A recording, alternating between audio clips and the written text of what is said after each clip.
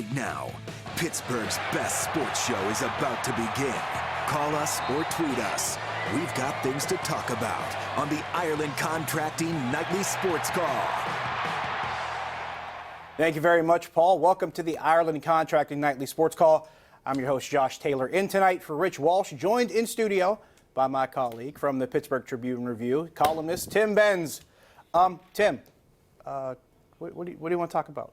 Ready to talk about some Duquesne football, big 41-point win over Walsh. That's huge. Yeah. How the Buccos doing at PNC Park tonight? Not so good. Not as good as Duquesne did today. It's been 4 minutes since your sportscast. Do you think the Patriots have cut Antonio Brown yet? That's a good thing. We might have to look into that. We'll talk to our producer, John Kimball. Maybe John will give us an update. Suddenly, I don't feel as good about the Dolphins' chances of winning the AFC East. Do you? I thought they were really close, but now they're in serious peril. Knock on plexiglass if you're with me. I have to agree with that. But no, seriously, we have to try to dissect. There's nothing serious about this. There really is nothing serious about this. This is just a macabre comedy of errors. That's all it is. All right, you can't. If you're not going to laugh, you're going to cry, Josh. And it's a Saturday night. I don't feel like crying. Here's what we'll do. Let's play a multiple choice game because I've heard pretty much every theory from A to Z. So I'll give you three choices to pick your favorite Antonio Brown. Then I'm going to give you one, but you go ahead with yours first. Excellent. A, Antonio Brown has CTE. That's the one I've heard a lot. True. B, Antonio Brown has serious mental health issues. True. C, Antonio Brown has been orchestrating this the entire time to get the desired outcome that he wanted. False. The agent did that. So I'll give you 2 for 3 on that. Point taken. Okay, so it's A. So the answer for you is A and B. Well, I think it's describing A, B. It might be a little bit of all three. I think the fact that he didn't want to be in Oakland and he would have preferred to be in New England the whole time played into what happened today, or just played in his willingness to be as much of a jag-off as he has been. Like, I think that because the Raiders weren't the first choice, he always wanted the first choice, and he doesn't think rules apply to him. So that's why he was willing to do what he did and take the risk of losing the guaranteed money. But for a guy who is all about money all the time, he's still costing himself guaranteed money now by doing this. It is kind of odd when you look at it from that perspective as far as guaranteed money is concerned. But to your point, if you follow the fact, and I laid this out earlier today with someone else, there's a pattern with his behavior. Certain things happen, and then certain results come about. It started with his wanting to get out of Pittsburgh. He did certain things, and he got what he wanted. Then there was the issue with the helmet. He wanted to practice with his old helmet. Certain things happened, and then this helmet deal shows up. And then all of a sudden, it's him and Mike Mayock going at each other. And then he has this cryptic message on social media about how he wants to be released and how he's not angry at anybody, but how he wants to leave. Then he makes it even more cryptic, posting of a video with a conversation of him and John Gruden. Yeah, which is secretly recorded, just like he secretly recorded his own agent. Do you know how much of a there's jerk? There's a pattern here. Do you know how much of a jerk you've got to be to make John Gruden look sympathetic? That's hard to do. He made John Gruden look sympathetic in that voicemail. Do you want to play football or not? Do you want to be a Raider or not?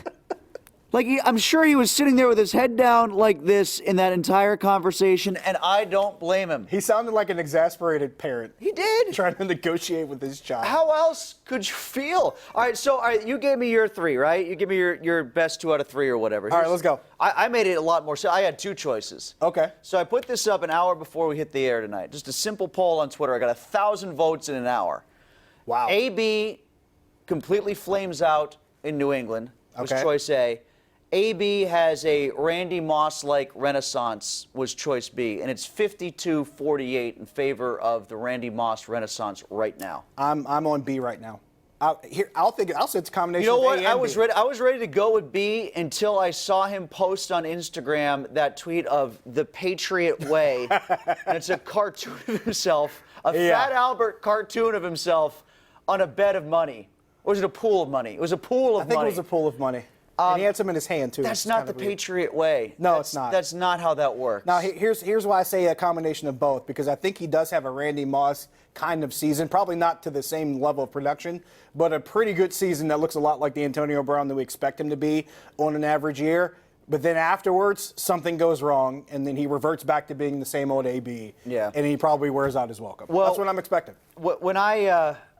When I was in Boston, I worked with a guy named Sam Packard, and Sam works at WEEI. He was a producer of ours, and now he does a lot of Celtics coverage. Celtics, the one team in Boston you're allowed to root for in Pittsburgh, by the way. Fair enough. Chuck Cooper going to the Hall of Fame tonight. There you Way go. overdue, but good to hear. So he tweeted me today, because I was tweeting all sorts of anti-Antonio Brown things. He tweets me back today, and he says, come on, you can't be this angry about this. You have to know that's funny.